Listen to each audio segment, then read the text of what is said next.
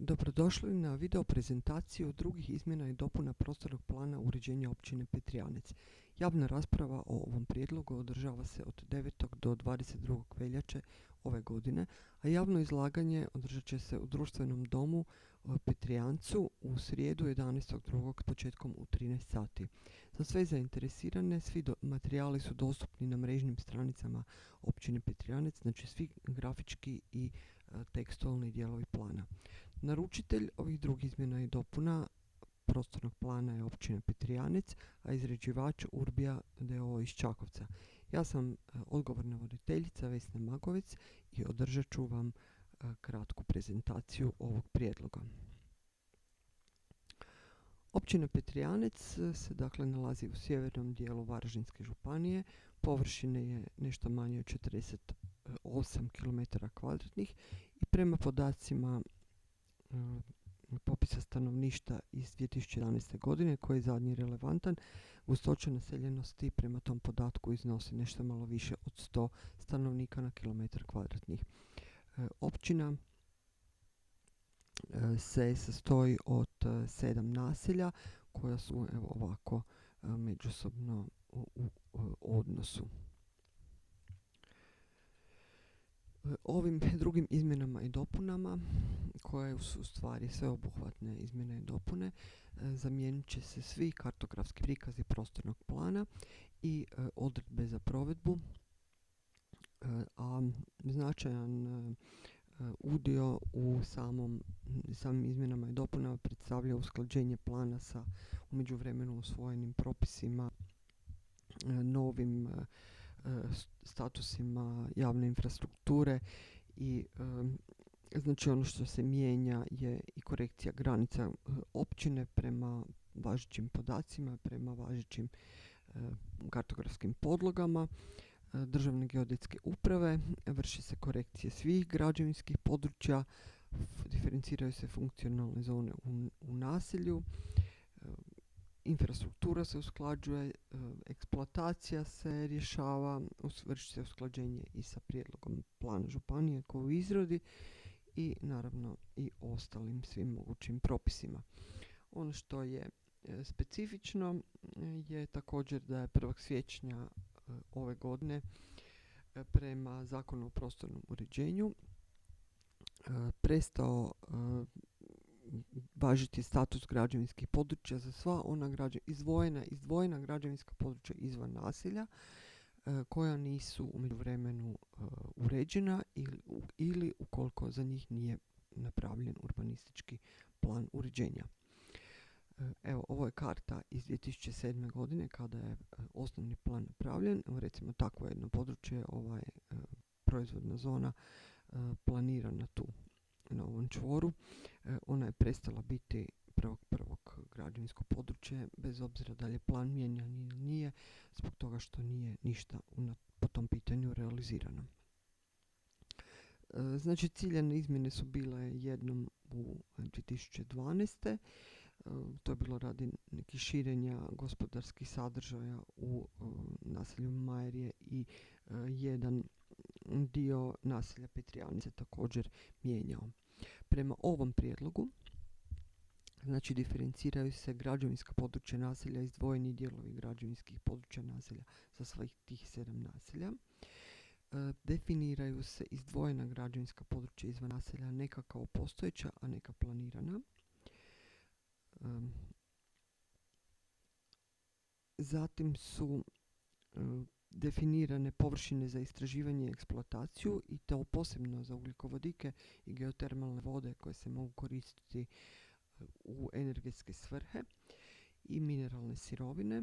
Znači, nedavno je utvrđen istražni prostor ugljikovodika sjeverozapadna Hrvatska, koji se prostire ne baš sasvim cijelim područjem općine, ali značajnim dijelom područja općine Petrijanec. I postoji jedno utvrđeno eksploatacijsko polje EP Molve, koje je također prikazano na tom kartografskom prikazu. Površine poljoprivredne namjene dijele se na poljoprivredno tlo koje se isključivo koristi kao obradivo tlo, i to su u dvije kategorije.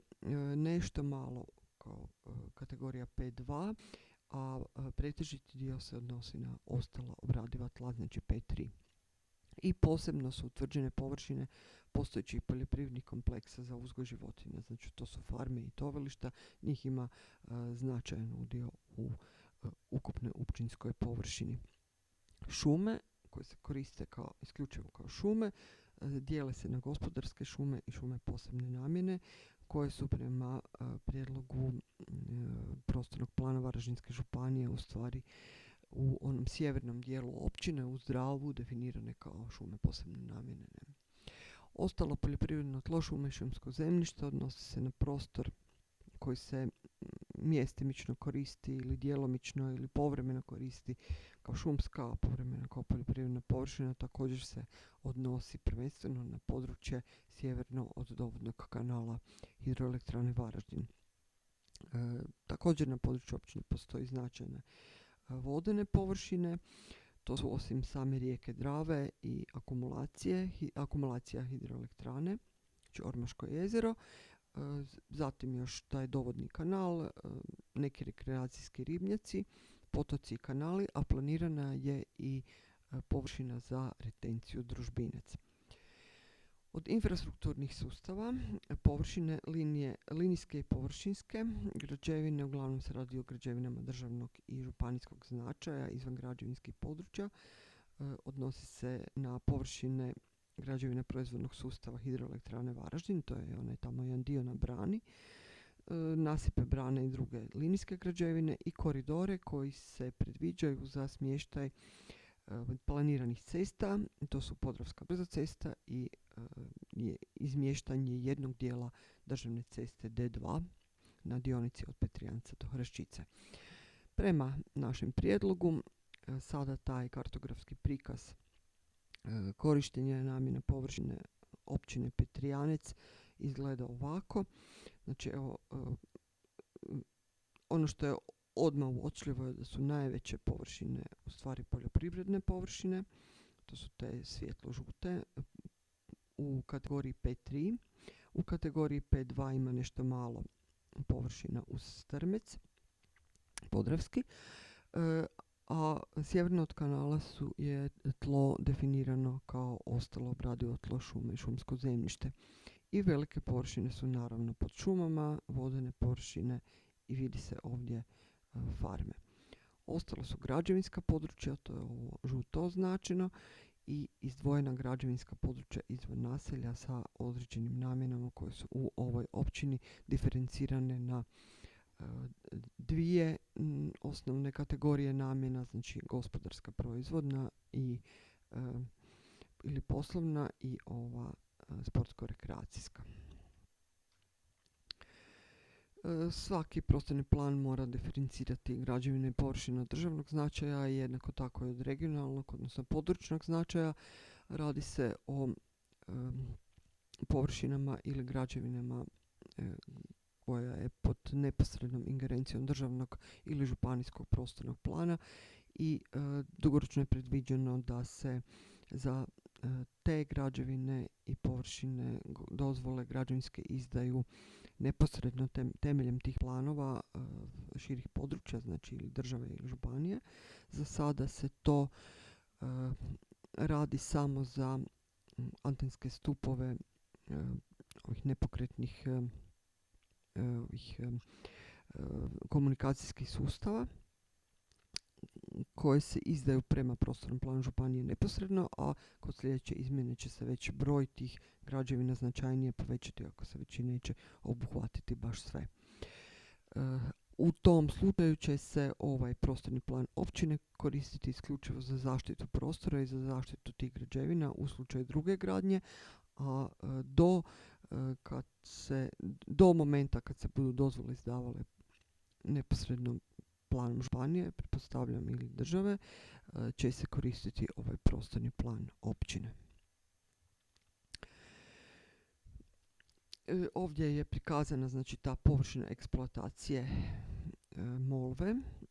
Za nju smo dobili podatke od neposredno nadležnog Ministarstva gospodarstva, Uprave za rudarstvo, gdje je definirane su točno te vršne točke tog polja i ona je na takav način i prikazano kao polje u namjeni površina općine.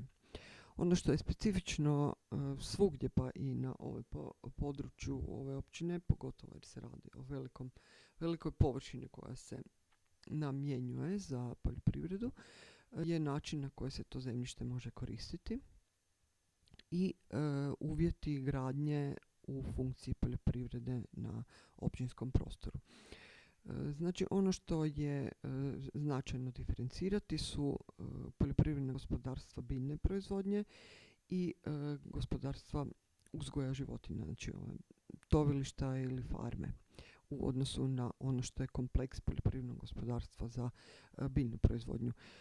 Pod istim uvjetima kao za poljoprivredno gospodarstvo za biljnu proizvodnju se također utvrđuju i uvjeti za šumarsku proizvodnju, znači za šumarske rasadnike, tako da nema u stvari razlike da li se radi o uzgoju nekakvog ukrasnog ljekovitog bilja ili voćarstvo ili povrtlarstvo u odnosu na ono što se odnosi na šumarski rasadnik.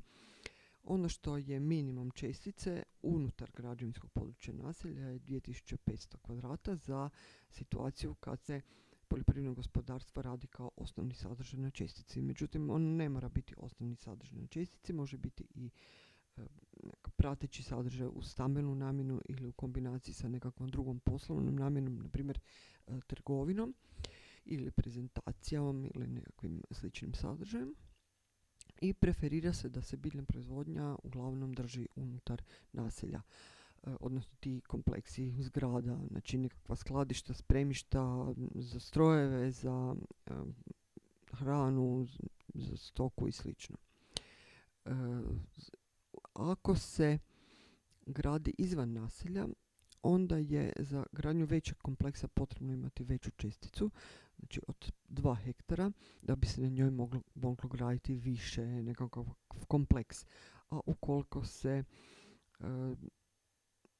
želi samo osnovati neki voćnjak ili baviti se uzgojem ukrasnog bilja ili rasadnikom, onda su površine za to mogu biti naravno i manje, a u tom slučaju se u čestici može postaviti ili neki kontejner ili graditi nekakvo manje spremište, tako dugo dok se u stvari ne razvije sama proizvodnja da može zauzimati površinu veću od 2 hektara. Ako se izvan građevinskog područja gradi farma, onda ta čestica mora imati minimum 5000 kvadrata. Međutim, kod gradnje farmi su definirana određena ograničenja koja su prvenstveno definirana sa minimalnim udaljenostima prema drugim sadržajima, najviše prema stambenim prostorima ili zaštićenim kulturnim dobrima, a kod većih kapaciteta uzgoja se te udaljenosti gledaju ne više prema ovim kućama, nego se gleda prema granici građevinskog područja naselja. Moram napomenuti da se udaljenost u odnosu na izdvojena građevinska područja izvan naselja koje su neke namjene kao što su proizvodna ili rekreacijska se ne utvrđuje, već se utvrđuje samo prema granicama naselja. Znači, građevine u funkciji uzgoja životinja se mogu graditi unutar građevinskih područja naselja kao samostalni gospodarski kompleks, znači u kombinaciji s drugim sadržajem, znači nekakvom pušnicom ili nekakvom proizvodnjom kobasica ili ne znam, a kao prateći sadržaj mogu biti i uz osnovnu individualnu stambenu namjenu, znači i za kuće neko može imati i OPG sa nekakvom uzgojem životinja, ne znam, koze, ovce i slično. Izvan građevinskih područja naselja je zabranjena gradnja novih kompleksa.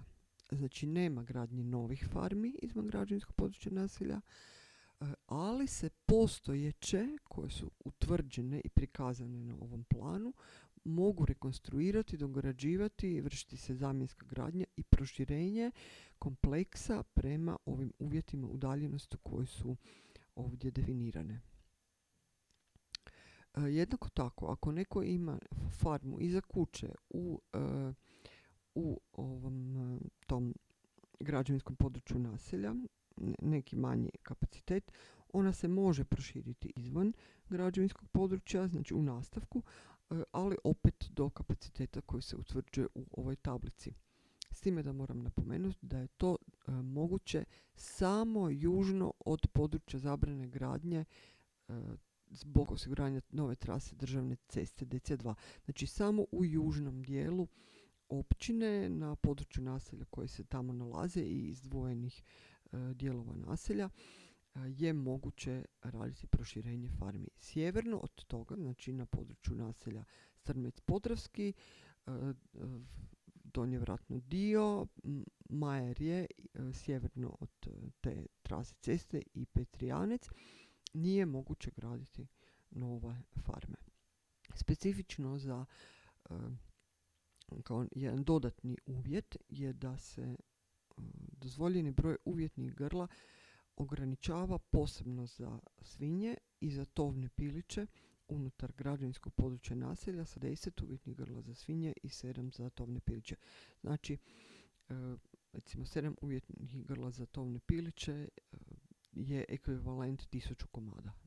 Tako, znači 1000 komada može biti najviše u naselju. I kad se to sve skupa statistički pogleda, kad se stavi sve te površine u međusobnu korelaciju, ispada da je građevinskog područja naselja 430 skoro pa 8 hektara, znači 9 i nešto posto površine općine, izdvojenih građevinskih područja izvan naselja 32 hektara, znači ne čak toliko puno. Najveće površine su u stvari poljoprivredne i šumske površine, a ovdje ulaze i ove ostalo poljoprivredno tlo, šume i šumsko zemljište, one iz sjeverno od dovodnog kanala i vodenih površina ima također značajni dio. Eksploatacija mineralnih sirovina zauzima 24 hektara, a ono što je, evo tu se vidi, postojeće farme evidentirane na prostoru izvan građevinskih područja naselja zauzimaju 48 hektara. Znači to je otprilike 10% svih ukupnih građevinskih područja svih naselja na području općine. Toliko su velike površine koje zauzimaju farme. Kad se to usporedi sa prethodnim prostornim planom iz 2012. godine, onda se tu vidi jedno veliko povećanje u građevinskom području. Međutim, tu moram napomenuti da je očigledno došlo do neke greške kod iskaza tih površina, zbog toga jer su očitanje stvarnog stanja građevinskih područja prema tim prvim izmjenama i dopunama je u stvari pokazala da je puno više površine građevinskih područja naselja. Tako da je povećanje građevinskih područja naselja koje se predlaže ovim drugim izmjenama i dopunama iznosi 44,8 hektara. A izdvojena građevinska područja izvan naselja, između ostalog i zbog ovog zakonske odredbe da se prestaju biti građevinska, se u stvari značajno smanjilo. Ukupna građevinska područja izvan naselja su, znači prema ovom prijedlogu plana, upravo zbog velikog smanjenja izdvojenih područja izvan naselja, su smanjena za skoro 27 hektara. Evo ovdje su prikazana sva ta izdvojena građevinska područja izvan naselja. Znači radi se ovdje o površini za gradnju bioenergane, sunčane energane u Zelendvoru. Ovo je postojeće područje koje je definirano kao izdvojeno građevinsko područje izvan naselja za lovstvo, gdje se omogućava također i gradnja određenih turističkih sadržaja kao zasebnog kompleksa unutar te površine.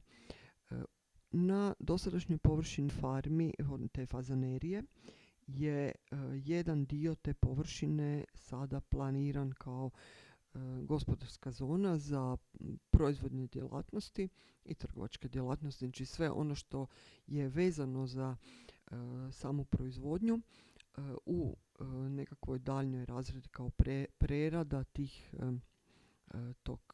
te proizvodnje fazanerije na ovom području.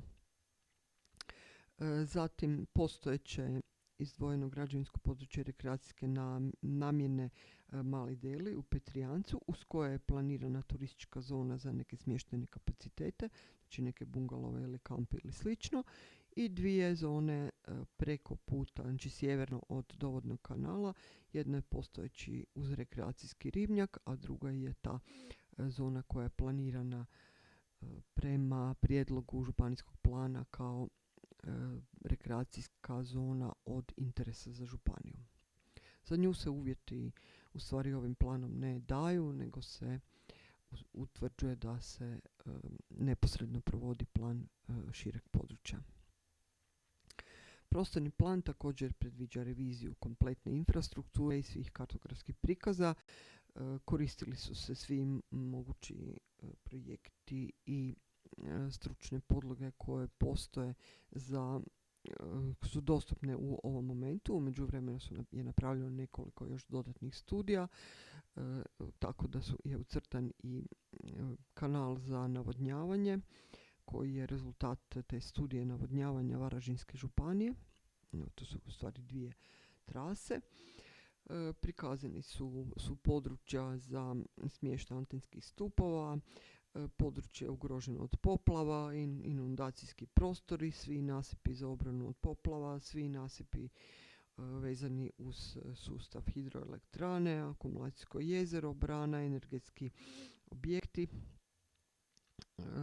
planirane pozicije za nove energane, obnovljive izvore energije, planirana retencija Družbinec, planirane trase ovih dalekovoda i druga infrastruktura, znači trase sustava vodoopskrbe, odvodnje i slično.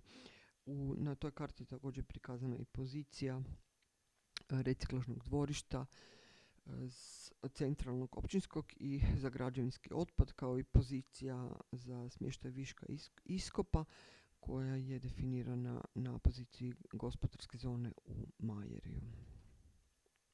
Ovo su dijelovi sustava tog postojećeg sustava hidroelektrane Varaždin koji se nalazi na području općine Petrijanec. Na tom području se također planiraju vršiti neke rekonstrukcije u narednom razdoblju. Ovdje se može vidjeti gdje je predviđena prema idejnom rješenju retencija Družbinec. Kartografski prikaz broj 3 u dosadašnjem planu je bio podijeljen na dvije karte.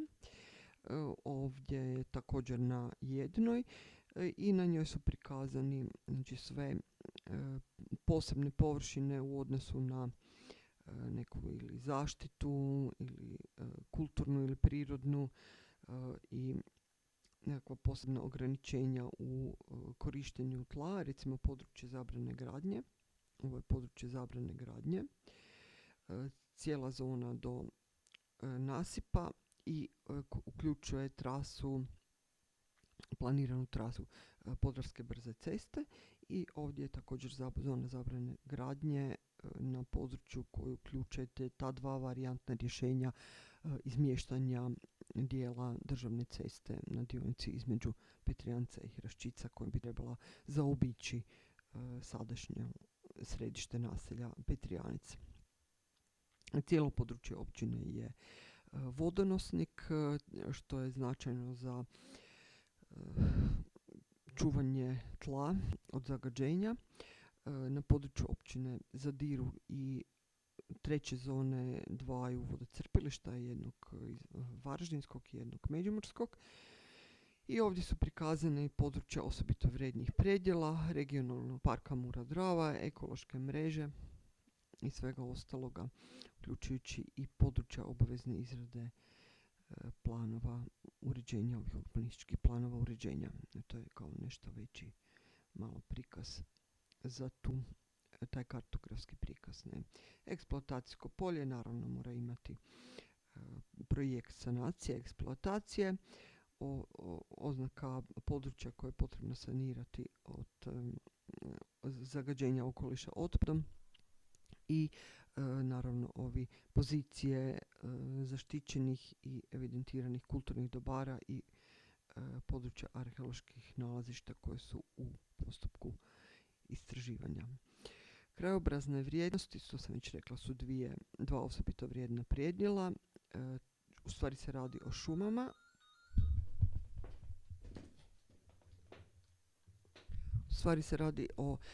Šumama koje se bi trebale štititi od gradnje, a do sada su bile u stvari devastirane bespravnom izgradnjom ovog naselja Donje Vratno dio.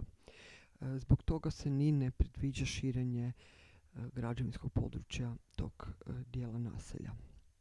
Zaštita prirode je u međuvremenu također mijenjana. 2011.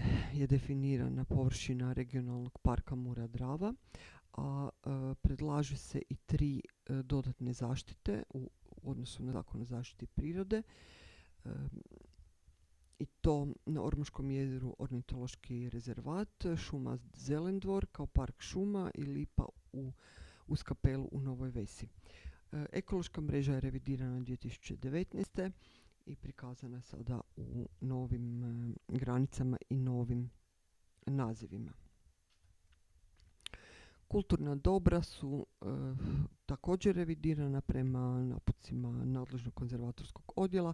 Upravo je u tijeku utvrđivanje svojstva kulturnog dobra za arheološke lokalitete Petrijanec i Komar. Zaštićena kulturna dobra na nacionalnoj razini su ostala ista, a jednako tako i evidentirana kulturna dobra za koje se predlaže zaštita na lokalnoj razini. Građevinska područja naselja su dobila veću diferencijaciju u odnosu na funkcionalne zone i to je onda ovako izgleda: 2 zone mješovite namjene i 2 zone gospodarske namjene, javna i društvena, sportsko-rekreacijska, to su uglavnom nogometne igrališta i slična sportska igrališta, javno zelenilo ili parkovi. Zaštitno zelenilo se uglavnom radi o područjima uz otvorene vodotoke ili nekakvu drugu prepreku uz koja može biti štetiti infrastrukturi ili nečemu, pa se onda to na takav način štiti. I sva groblja u općinskom području se nalaze unutar građevinskih područja naselja. Građevinska područja naselja su dakle dobila nove prikaze. Majer ima u stvari najveće proširenje građevinskog područja, ali u osnovi nema ni toliko puno neizgrađenog prostora. Ono što je bitno značajno prošireno je gospodarska zona i prostor unutar samog naselja je i definiran kao poslovna zona ili gospodarska zona proizvodne namjene. Unutar naselja Majerje je definiran jedan prostor neizgrađenog i neuređenog područja mješovite pretežite stambene zone za koju je potrebno izraditi urbanistički plan uređenja prema zakonu. Građevinsko područje naselja Petrijanec i Družbinec je revidirano na sličan način. Utvrđeno je da postoji jedna proizvodna zona tu u ovom sjevernom dijelu uz koju je odmah izgrađena i ova sunčana energana. I ono što je novo u Petrijancu, definirane su zone mješovite stambeno-poslovne namjene koje omogućavaju veća miješanja poslovnih i stambenih funkcija, ne nužno na svakoj parceli. Znači jedna može biti stambena, pokraj može biti potpuno poslovna i to u nekoj etažnosti 5+2, znači se može graditi ili hotel ili nekakav turistički sadržaj ili trgovački sadržaj, kao što se to već i događa na ovom potezu, pogotovo tu na samom početku Petrijanca gdje je praktički već značajni broj parcela izgrađeno u poslovnoj namjeni. Građevinsko područje Zelendvora i Nove Vesi Petrijanečka također diferencirano po funkcionalnim zonama. Tu postoji 2 područja koje su neizgrađene i neuređene za koje se predviđa izrada ovog urbanističkog plana uređenja sukladno zakonu. Strmec Podravski i Donje Vratno dio nemaju te obaveze izrade nikakvih urbanističkih planova uređenja i uglavnom se radi o toj mješovitoj pretežito stambenoj zoni, s tim da javni sadržaj škola i kapele kao i rekreacijski sadržaj nogometnih igrališta su specifično definirani. Kad se pogleda statistika tih građevinskih područja naselja, onda se u principu vidi da nijedno naselje nema više od 30% neizgrađenog i neizgrađenog u stvari zemljišta, znači to su površine za razvoj i to je relativno čak sasvim prihvatljivo, pošto zakon dozvoljava da neizgrađenog područja ne bi smjelo biti više od 50%. Ne? Znači ovdje je sve značajnije manje od toga. I ovo sam već rekla, znači tu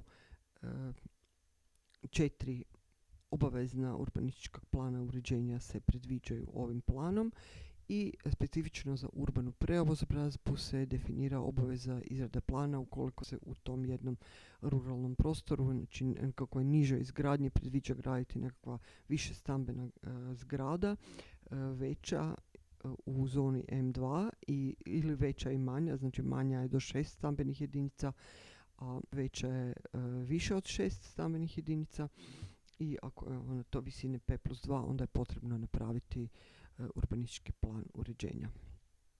Evo, to je ukratko o prijedlogu drugih izmjena i dopuna prostornog plana. Podsjećam još jedanput da se od 9. do 22. veljače održava javna rasprava.